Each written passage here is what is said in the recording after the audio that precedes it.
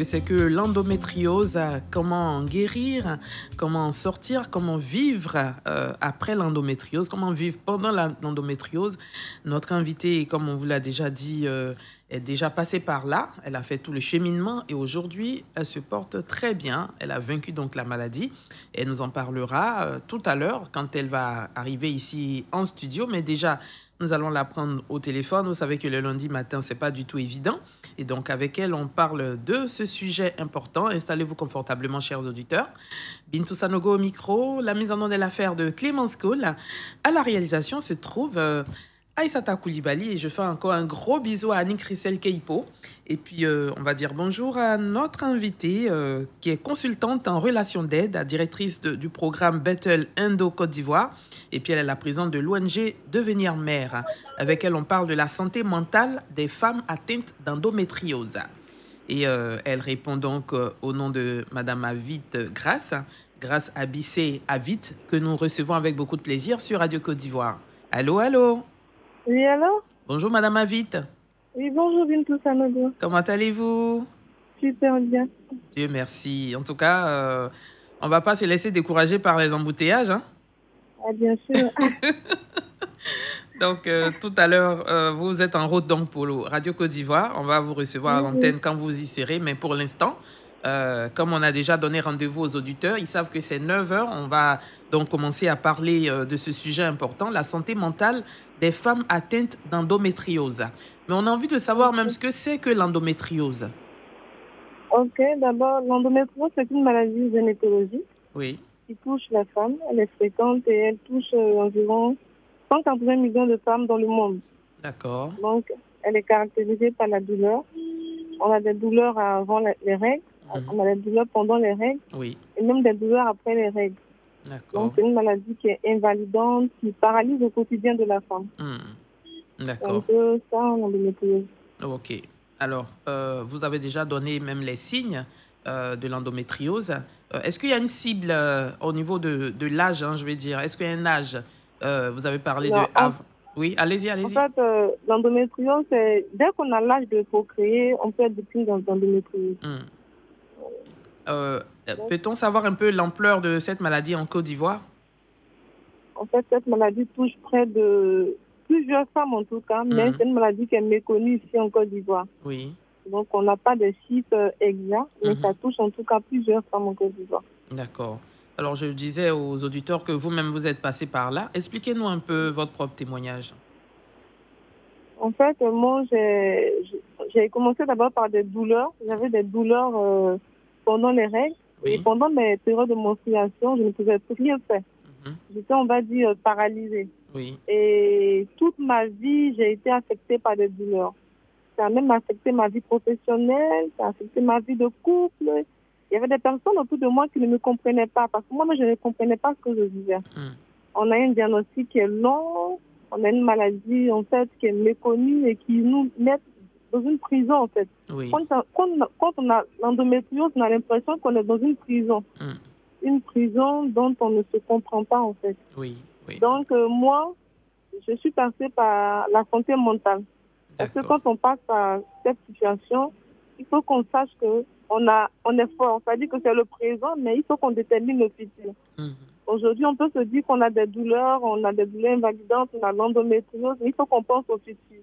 Et quand on pense au futur, on se crée une santé mentale d'acier. Donc, moi, ça a été mon cas. D'accord. Avant même de parler de cette santé mentale-là, on va voir un peu le cheminement. Comment diagnostique-t-on justement l'endométriose? Parce qu'ici en Afrique, précisément en Côte d'Ivoire, quand souvent les femmes ont des douleurs pendant les menstrues ou bien avant ou après, on dit non, ça c'est le cheminement normal d'une femme, ça va passer. Et que si on traite, la femme va prendre une grossesse quand elle est encore une jeune fille et tout ça. On a entendu tellement de choses, alors que cette personne pourrait souffrir d'endométriose. Bien sûr. Comment diagnostiquer l'endométriose? D'abord par l'IRM et puis par l'échographie pelvienne. D'accord. Donc, c'est pas un professionnel de santé vraiment averti. Parce qu'en fait, c'est une maladie qui est un peu confuse. Ok. Comme vous l'avez dit, elle est méconnue, donc c'est pas du tout évident. Il faut s'adresser aux professionnels, donc à un gynécologue. Oui, par un gynécologue Oui. averti en tout cas. Mhm. Un gynécologue qui est vraiment averti. Oui. Donc, il nous présente, on fait des examens. Mhm. Il y a des examens aussi par, on va dire, par endovaginal, on a des examens endorectal. Oui. Mais ce qui est le plus conseillé, c'est l'IRM. Mhm. Parce que l'IRM permet de voir un peu la cartographie des lésions d'endométriose. Oui. Avec l'IRM, c'est clair et c'est net. D'accord. Et quand c'est avéré, comment se passe le traitement? Est-ce qu'il y a un traitement? Et puis, est-ce qu'on en guérit? L'endométriose, on peut l'avoir pendant une année ou soit toute une vie. Oui. Donc, on n'a pas encore trouvé de médicaments spécifiques. Mhm. On a quand même des moyens pour pouvoir se soulager. Sinon, il n'y D'accord. a pas de traitement spécifique. Mhm. D'accord. Voilà.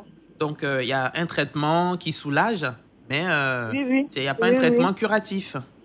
Voilà. Le Mhm. traitement qui soulage, c'est la prise d'hormones. Mhm. C'est-à-dire que la dame qui est atteinte d'endométriose, qui est fatiguée d'avoir des douleurs, qui est fatiguée d'avoir un quotidien lourd, elle peut se faire administrer un puissant.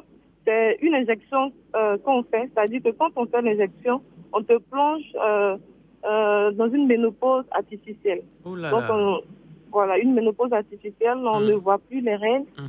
et ça nous donne le temps de respirer un peu. Donc, c'est un peu ça. Et celle qui a un désir de maternité?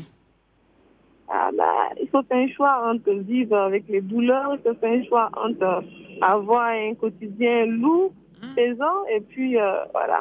Donc, quand on a un désir de maternité, on peut stopper et puis voilà, Alors là, essayer c'est d'espérer pas pour qu'on facile. puisse avoir des enfants. C'est pas facile, hein, avec les Ah ben, explications c'est que pas vous nous facile. donnez. Alors là, C'est vraiment pas facile. donc les hormones qu'on donne, c'est juste de façon artificielle pour que Oui, la oui, oui, personne puisse vivre une vie oui, normale, oui, sans douleur. Et maintenant, oui, quand elle a le désir de maternité, on maternité. stoppe. Mhm. Oui, oui. Voilà. Mais est-ce que ces femmes qui ont déjà eu l'endométriose peuvent procréer? En fait, la conséquence de l'endométriose, c'est l'infertilité. C'est-à-dire, sur 20 femmes, il y a 12 qui ont des soucis d'infertilité. Donc, c'est un peu ça. C'est Oh un là là peu le là là type de là. la maladie. Alors, vous avez justement créé cette ONG-là. ONG, vous êtes la présidente de l'ONG Devenir Mère et Oui, oui. vous êtes directrice du programme Battle Indo Côte d'Ivoire. Expliquez-nous Oui, un oui. peu pourquoi toutes ces plateformes. En fait, on a mis en place une stratégie de lutte. C'est-à-dire que c'est un plan national de lutte contre l'endométriose. Parce qu'on nous sommes rendus compte que c'est une maladie non seulement qui est méconnue des victimes elles-mêmes, Mhm. et puis qui est méconnue aussi de l'entourage et Oui. du grand public. Mhm. Donc, qu'est-ce qu'il faut faire? On a mis en place une stratégie d'information et de formation. C'est-à-dire que si on a une femme qui est atteinte d'endométriose, qui ne maîtrise pas un peu les contours de cette maladie, au travers de différents de Côte d'Ivoire, elle peut s'informer auprès des professionnels de la santé, auprès des conseillers en relation d'aide, et puis auprès aussi des personnes qui ont vécu la maladie. Mhm. Donc, c'est un peu ça. D'accord. On a aussi des séances, voilà, on fait des séances d'écoute. On a mis en place une stratégie au travers de l'alimentation, Oui. et puis des moyens de relaxation. D'accord. Donc, c'est un Alors, peu ça. l'alimentation, vous mettez quoi sur l'accent au niveau de l'alimentation? En fait, au niveau de l'alimentation, une alimentation qui est vraiment saine. Mhm. Parce qu'en fait, l'endométriose, c'est-à-dire que c'est une maladie qui est vraiment compliquée. Donc, quand on est atteint d'endométriose, on ne peut pas se permettre de manger tout. Donc, il y a des aliments qu'il faut éviter. Comme Par lesquels? exemple, Mhm. la viande rouge, Oui. qu'il faut éviter. Il faut réduire un peu. On a les produits laitiers, Mhm. on a aussi le gluten. Parce qu'en fait, le gluten, lui, quand on évite, ça permet de soulager les douleurs abdominales. Mhm. Mais ce qu'il faut faire, il faut bannir l'alcool. Mhm. Quand on atteint d'endométriose, il faut bannir l'alcool. Il faut Mhm. bannir l'alcool. D'accord. Là, c'est un peu ça. OK. C'est un système de consommation, c'est-à-dire que ce qu'il faut vraiment consommer, ce sont on va dire des aliments qui sont riches en fibres, en fait. Mhm. Ça diminue la concentration d'estrogène. OK. Donc, riche en fibres, vous pouvez en citer, hein? Donc, ça permet de réduire le risque d'endométriose. Mhm. Mm. Quelques aliments riches en fibres? Est-ce que vous pouvez en citer quelques aliments? Allô? Madame Avid? Oui, oui. Oui. Je demandais, est-ce que vous pouvez citer quand même quelques aliments riches en fibres? On a les légumineuses. Oui. On va dire que le haricot vert. On a le soja. On a le maïs. On va dire les feuilles de patates. Oui. Voilà. Les feuilles d'épinards. D'accord. En fait, tous ces éléments, en fait. Ok. Vous avez parlé aussi de relaxation, hein? Oui, oui. Ça se passe comment? Le yoga. Le yoga. On a la méditation quotidienne. Oui. On peut aussi passer par des temps d'écriture.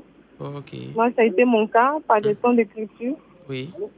Voilà, c'est des temps d'écriture, des temps de recueillement.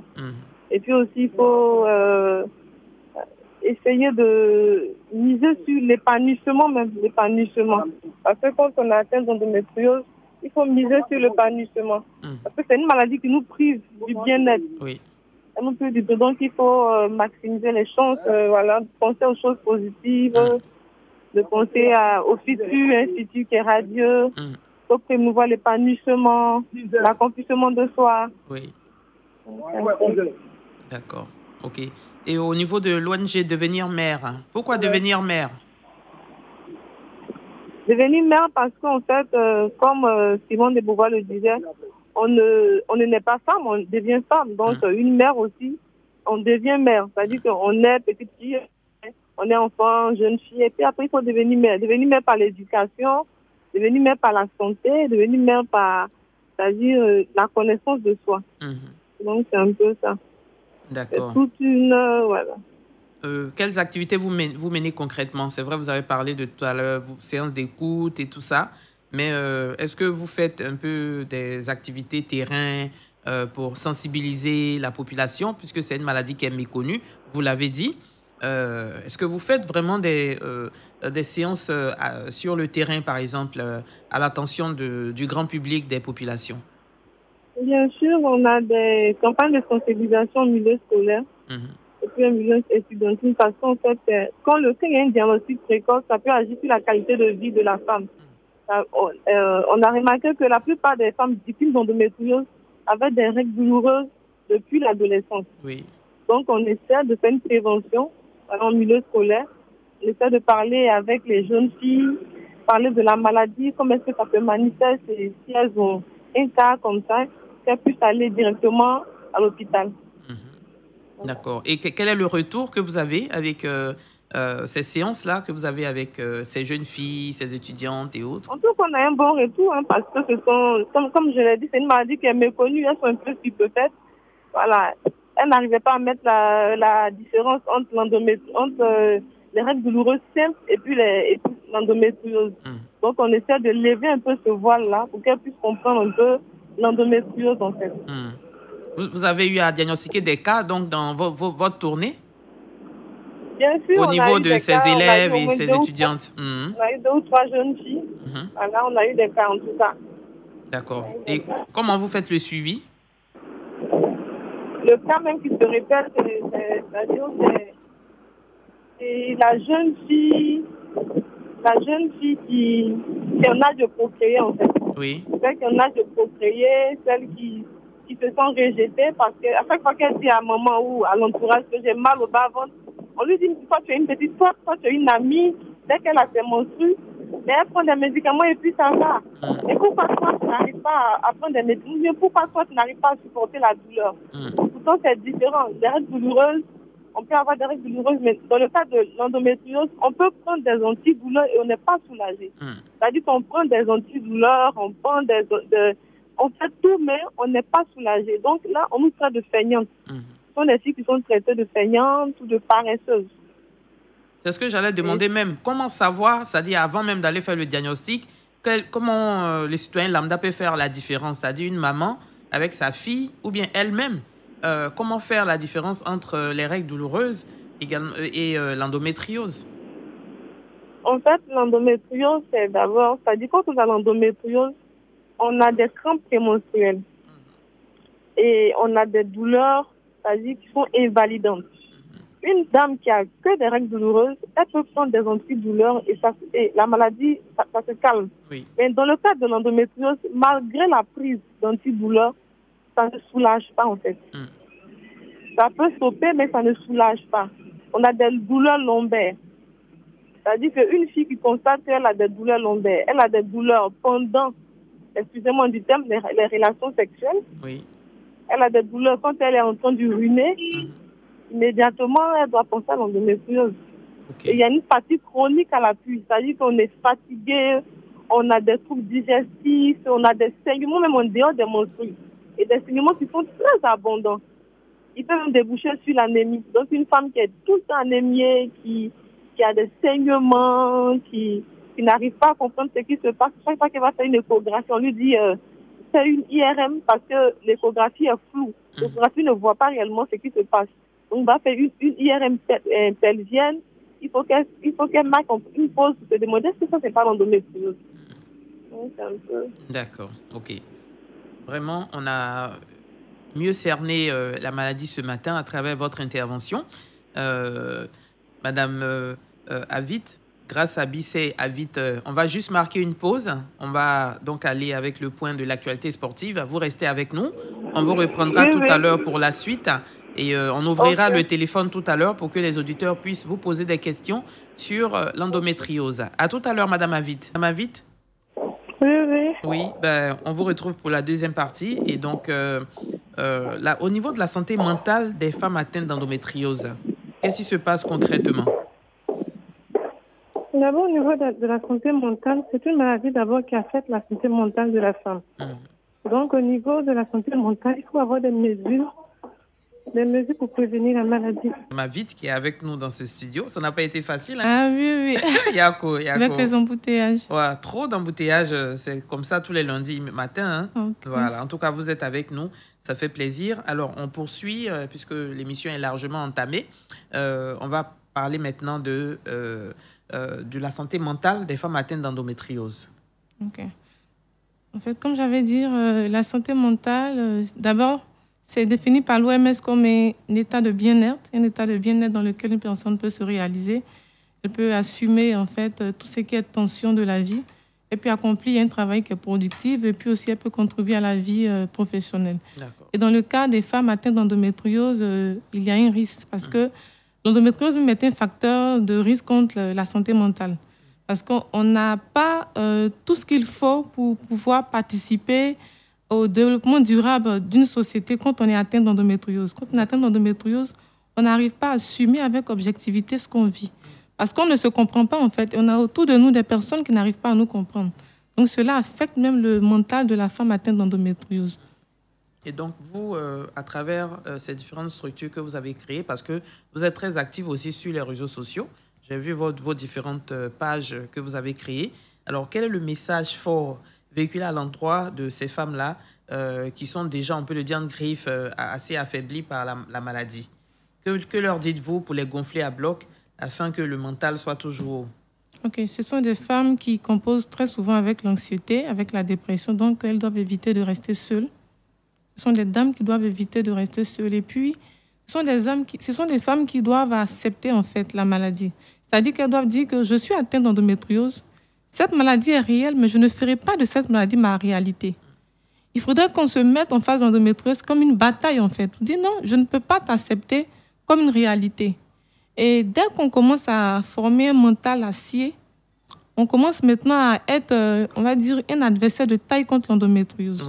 Donc, une femme qui est atteinte d'endométriose, au-delà de ses souffrances, elle doit prendre de la hauteur. Elle doit prendre de la hauteur face à l'endométriose. Elle doit la voir comme une intruse. Parce que l'endométriose est une intruse qui nous impose sa prison. Elle vient et elle te dicte ses lois. Elle te dit, je ne veux pas que tu sortes, je ne veux pas que tu fasses ceci, je ne veux pas que tu fasses cela. Donc, elle te prive même de rêves et d'objectifs. Donc, une femme qui est atteinte d'endométriose, elle doit commencer à développer, en fait, l'estime de soi. Parce que souvent, elles ont des crises identitaires, souvent, elles passent par des moments de dépression. On a des tristesses qui sont vraiment approfondies. Elles se disent qu'on ne me comprend pas. Qu'est-ce que je peux faire? Je n'ai pas de force, je n'ai personne.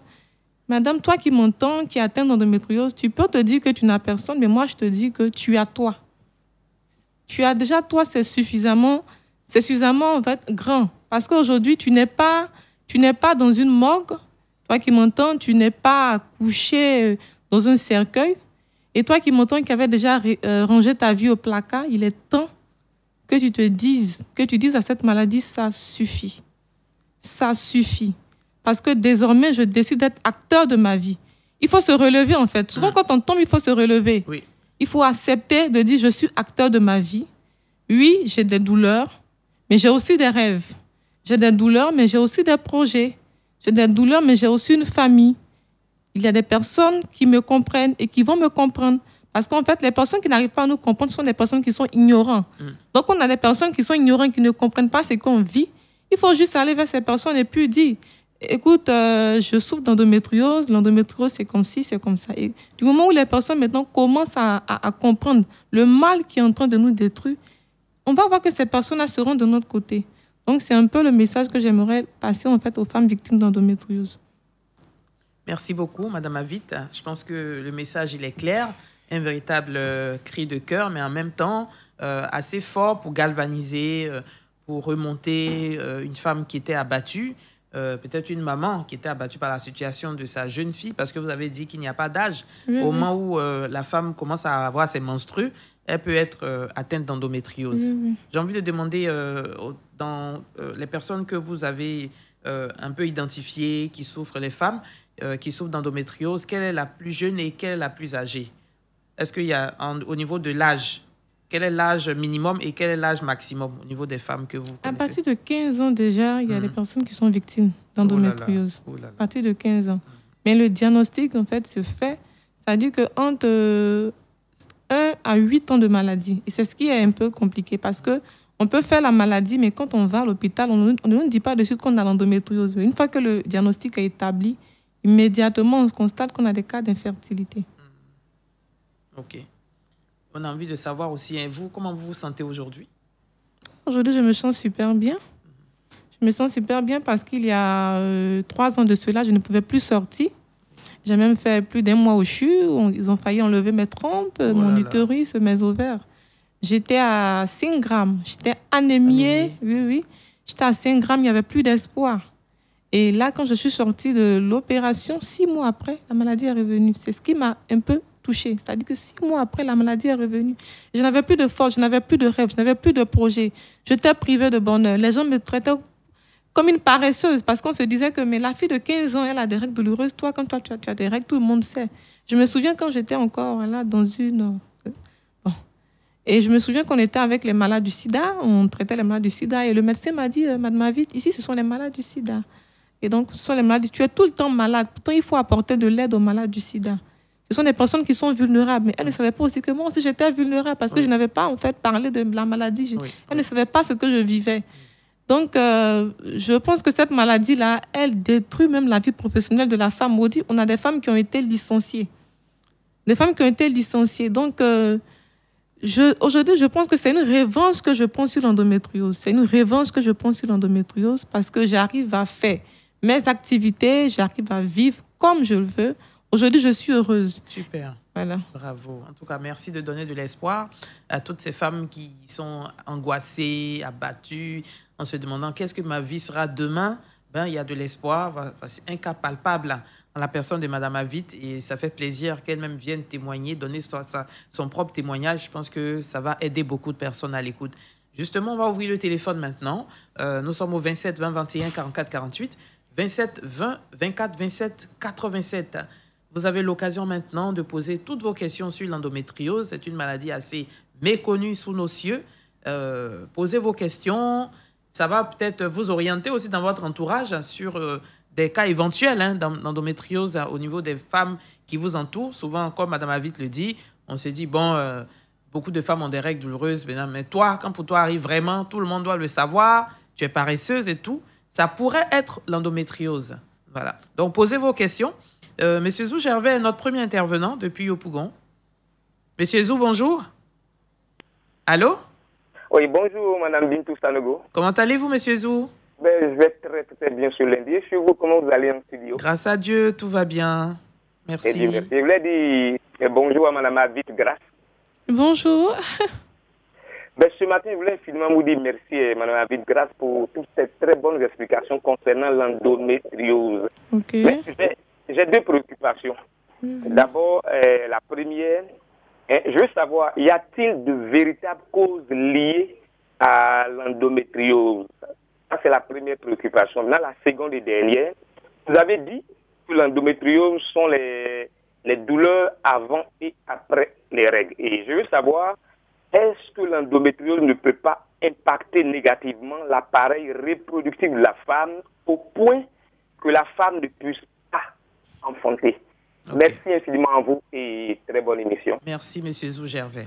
Madame Avid, vous avez... D'abord, l'endométriose est une maladie multifactorielle et génétique.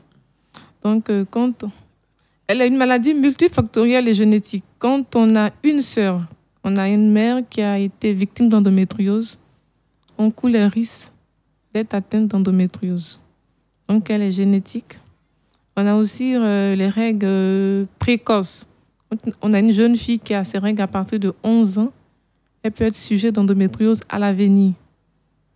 Maintenant, concernant la deuxième question, l'endométriose, elle détruit en fait l'appareil reproducteur de la femme parce que les femmes qui sont atteintes d'endométriose, la plupart des femmes atteintes d'endométriose ont des soucis pour procréer.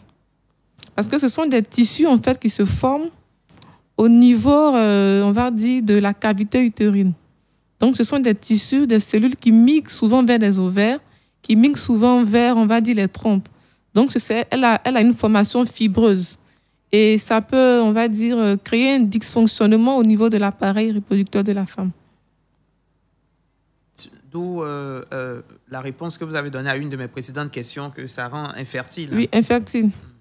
Alors là, Monsieur Prince Kwasi, vous appelez de Divo. Bonjour, monsieur. Bonjour, Madame Binto. Oui. Bonjour, l'invité. Et bonjour, monsieur. Bon, je voudrais savoir une chose, parce que vous avez dit que quand on a l'endométriose, quand tu dois avoir tes monstrues, tes taux de douleur, beaucoup de fois. Parce que bon, il y a ma petite soeur qui est dans ce même cas. Bon, elle, Dieu merci, a déjà fait 2 enfants. Mais jusqu'à aujourd'hui, bon, avant qu'elle ne fasse les enfants, même c'était comme ça. En tout cas, quand tu la vois, même quand ces moments-là vont arriver, elle te fait pitié, parce qu'elle traîne un peu partout. Même après avoir fait ces 2 enfants-là, mais ça continue encore. C'est-à-dire, quand ça va venir, les 2 jours, 3 jours, elle n'arrive même pas à manger. Bon, je voulais savoir si c'est l'endométriose, ou c'est des règles douloureuses. Ok. Merci beaucoup, Monsieur Prince Kwasi. Bonne journée à Divo. Merci. Ok. Alors, ok, je comprends votre préoccupation, mais je préfère qu'elle se rende dans un centre de santé, c'est-à-dire pour qu'elle soit soumise à des examens. C'est-à-dire qu'elle puisse faire des examens comme l'IRM. L'IRM qui va permettre d'avoir une cartographie en fait, des lésions. En fait. Il faut qu'elle puisse faire une IRM. C'est l'examen qui est recommandé pour qu'on puisse savoir si on est victime d'endométriose ou pas. D'accord. Donc, c'est un peu ça. Mais ça pourrait, c'est-à-dire que ça pourrait être l'endométriose. Non, ma question, je reviens, c'est vrai que je l'avais déjà posée. Vous pouvez toujours appeler, chers auditeurs, 27 20 21 44 48, 27 20 24 27 87. Est-ce que une femme qui souffre d'endométriose, c'est vrai que vous l'avez dit, ça endommage les parties reproductrices de la femme, mais est-ce qu'il y a des femmes qui souffrent d'endométriose, ça a été avéré, mais qui ont procréé quand même, qui ont fait des enfants? Oui, bien sûr, mais c'est avec un moment de patience et puis après un traitement qui était vraiment concentré. D'accord. Mais sinon, dès qu'on diagnostique, qu'on est diagnostiqué ou pas, ça touche quand même la partie reproductrice. C'est-à-dire que quand c'est vite diagnostiqué, on peut suivre des traitements en fait, qui sont concentrés, des traitements concentrés qui vont nous permettre de procréer. Mais le souci dans le cas de l'endométriose, ce n'est pas vite diagnostiqué. C'est-à-dire qu'on peut être atteint d'endométriose et on ne le sait pas. C'est-à-dire qu'on peut faire la maladie, c'est 8 ans après qu'on diagnostique. Et déjà, quand on fait le diagnostic, c'est déjà tard. Donc, ce qui est recommandé, en termes de recommandation, c'est diagnostic précoce. Diagnostic précoce. C'est-à-dire, dès les premières menstrues de la femme, oui. de la petite fille, là, on peut déjà aller faire l'examen. L'examen. Qu'elle ait des douleurs ou non, Bien sûr, qu'elle a des douleurs ou non. Voilà. On ne sait jamais, les douleurs peuvent arriver après. Oui, oui. OK. En tout cas, merci beaucoup pour tout ce que vous faites. Monsieur Kwaku Simon de Yopougon-Sidessi. Monsieur, oui, bonjour. Bonjour, monsieur Kwaku. On vous écoute. OK. Donc, vraiment, je souhaite, vraiment, ce matin, je suis touché par ce que je suis en train d'entendre. Oui. La première des choses, je vais demander qu'on fasse la rediffusion. Moi, je vais l'enregistrer. Parce que je ne serai vraiment, c'est difficile. C'est difficile. Avec ce que vous venez de dire, là, je suis en train de la comprendre. Parce que là, souvent, il a des réactions, je me fâche. Vraiment, je suis en train de comprendre. OK. Vraiment, je demande que vous passiez la... Moi, je vais l'enregistrer. Je vais enregistrer l'émission pour qu'elle écoute. Sincèrement, ça va lui faire du bien. D'accord. OK. Merci beaucoup pour votre contribution. Monsieur Kwaku Simon, vous l'avez dit, hein? Souvent, on ne vous comprend pas. Oui, oui. C'est ce que le monsieur est en train de dire. Il y a là des réactions, souvent lui-même, il se fâche. Mais là, avec votre participation à l'émission, il commence à comprendre. En fait, ce sont des règles qui sont invalidantes. C'est un peu, c'est-à-dire qu'il faut appuyer sur le côté invalidant. C'est-à-dire que quand on a l'endométriose, on ne peut rien faire. On a des troubles digestifs, on a des douleurs au niveau des douleurs pelviennes, des douleurs lombaires. On ne peut rien faire. On est comme paralysé, en fait. On va dire, c'est un cancer qui ne tue pas. Et c'est une maladie qui est un peu perçue comme un handicap. La femme atteinte d'endométriose n'a même pas la force de se lever. Et même ça, c'est pas quand on a 15 ans, même quand on a 50 ans, quand on a 40 ans, qu'on a l'endométriose, on ne peut rien faire pendant les périodes de menstruation. Moi, dans mon cas, c'était des injections que je faisais. Je me souvenais qu'en maîtrise, je devais passer, on avait des examens à faire. Je suis arrivée en retard parce qu'il me fallait d'abord faire des injections. Malgré tous les médicaments que j'avais pris, j'ai pris Antadis, j'ai pris Profénite, ça ne m'a rien fait. Donc, j'étais obligée de faire d'abord une injection. C'est l'injection qui a pu me stabiliser, qui a pu me faire, en fait, faire les examens. Donc, c'est un peu ça. Là, malheureusement, le temps qui nous est imparti est déjà arrivé à son terme. On va prendre rapidement Mme Kouma Jocelyne de Cocody. Allô? Oui, allô? Bonjour. Bonjour, madame. On vous écoute? Oui, madame, moi, j'ai été diagnostiquée déjà, ça fait 8 ans déjà, au CHU de Trècheville. D'accord. Avec le professeur Guy Privat. OK. Déjà même, je dois dire que non, que l'endométriose, franchement, c'est pas facile de vivre avec l'endométriose. Parce que déjà, quand ça commence, on te dit, bon, ce sont les règles douloureuses, ça va passer. Bon, au fur et à mesure, tu trouves que non, que tu saignes. Et puis au niveau des rapports aussi, bon, tu n'arrives pas à avoir des rapports. Franchement, c'est pas facile. Et comment vous vous sentez aujourd'hui, après ces 8 années? En tout cas, franchement, à l'heure là, bon, tout dernièrement, j'avais chuté un peu, que j'étais au CHU de Trècheville. Et puis, ils ont trouvé que j'avais du liquide au niveau du ventre. Donc, le professeur a fait une ménopause précoce pour arrêter les menstruations. Donc, présentement, c'est ce que je vis présentement. Et présentement, ça me soulage un peu. Mais après, quand je pense que non, que après d'avoir fini d'arrêter les menstruations, 6 mois après, je vais avoir des menstruations, mon cœur bat. Oh là là. OK. Yakou, ce qu'on va faire, vous allez laisser votre numéro hors antenne. Okay. Madame Avit va vous contacter après l'émission. OK? Oui, et puis encore que l'endométriose même, il y a eu même du liquide au niveau de mes poumons aussi. Hein.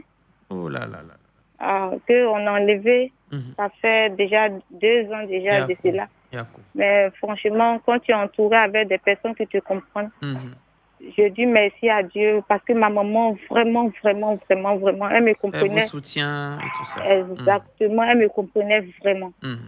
Avec mon père aussi. Aujourd'hui, vous avez quel âge? Vous avez quel âge aujourd'hui? J'ai 32 ans. Oh, OK. J'ai été diagnostiquée à l'âge de 27 ans par là. Oh là là. OK. En tout cas, merci de témoigner, de donner de l'espoir à tous ceux qui en souffrent, à toutes celles qui en souffrent. Et portez-vous bien. Merci. Merci beaucoup. Merci Jocelyne. Hein. Merci. OK. Alors, on a terminé, mais ce n'est pas la dernière fois. On va vous inviter encore pour d'autres émissions. Rapidement, en quelques secondes, qu'est-ce que les auditeurs doivent retenir? En fait, ce que les auditeurs doivent retenir, c'est que là, nous sommes dans une bataille contre l'endométriose. femme, toi qui es victime d'endométriose, tu ne dois pas te laisser défaire par la maladie. C'est un combat qui est engagé et celle qui doit être vainqueur, c'est toi. Donc, tu dois te lever, tu dois te relever et tu dois trouver les clés du bien-être, les clés pour te relever contre l'endométriose. Et je compte sur toi. Merci beaucoup. En tout cas, c'est un témoignage fort, Madame Avit. Merci, présidente de l'ONG Devenir Mère, également de Indo Battle Côte d'Ivoire. Voilà, merci d'être venue sur Radio Côte d'Ivoire. Bonne continuation, hein, et merci d'être sur les réseaux sociaux pour apporter votre propre témoignage et galvaniser les personnes qui en souffrent. Hein. Également, tirer la sonnette d'alarme sur cette maladie qui fait vraiment beaucoup de dégâts au sein de la gente féminine. Que Dieu vous accompagne dans tout ce que vous faites.